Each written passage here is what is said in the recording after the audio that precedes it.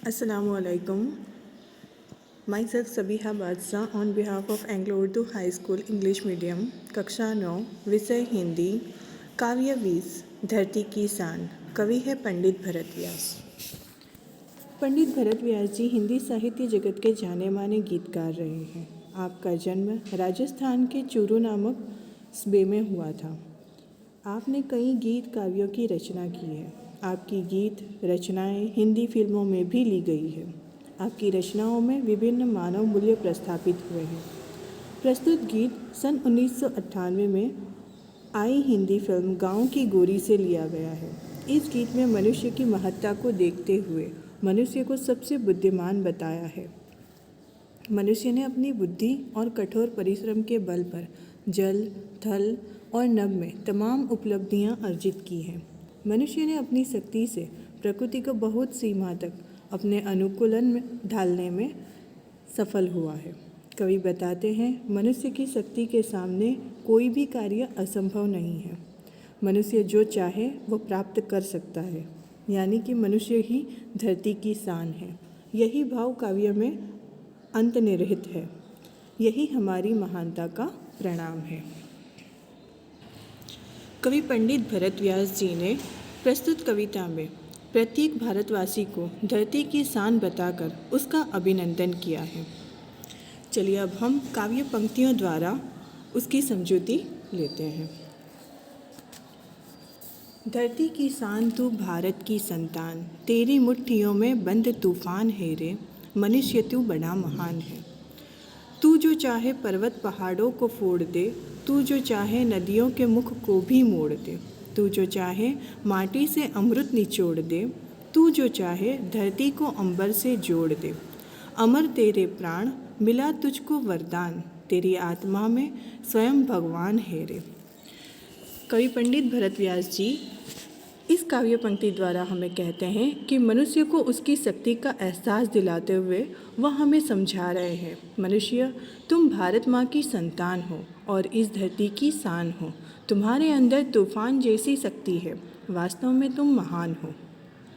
यदि तुम चाहो तो पर्वत को फोड़कर रास्ता बना सकते हो, तुम चाहो तो बहती हुई नदियों के रास्ते बदल सकते हो, तुम चाहो तो धरती का सीना चीर कर मिट्टी से अमृत निकाल सकते हो, अर्थात धरती से अन्न उत्पन्न कर सकते हो। तुम चाहो तो धरती को आसमान से जोड़ सकते हो, अर्थात आसमान में भी धरती जैसा अनुभव करा सकते हो। तुम्हारे अच्छे कर्मों के कारण तुम्हें सदैव अमर रहने का वरदान मिला है। तुम्हारे अंदर स्वयं भगवान निवास करते हैं।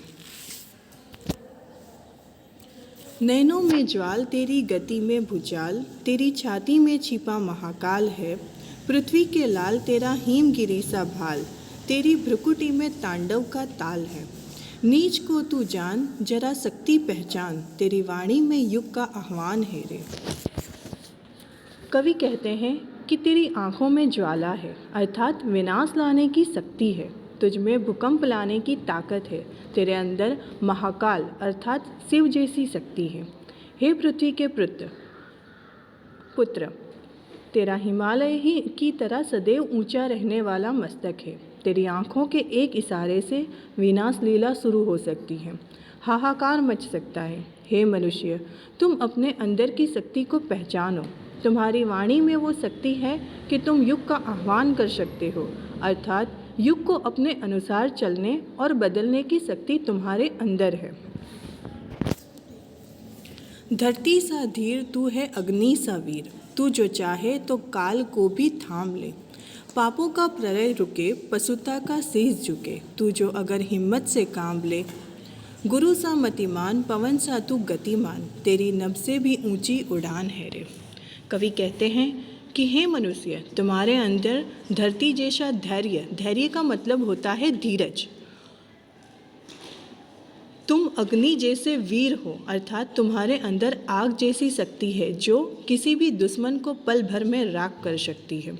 यदि तुम चाहो तो समय को भी अपने वश में कर सकते हो। अगर तुम जरा हिम्मत से काम लो तो धरती पर बढ़ रहे पापों और पापियों का नाश कर सकते हो। तुम्हारे अंदर गुरु जैसा ज्ञान है और तुम्हारी हवा से भी ज़्यादा गति है। तुम्हारी उड़ान आसमान से भी ऊंची है, अर्थात तुम्हारी शक्ति, बुद्धि और साहस के सामने कुछ भी असंभव नहीं है।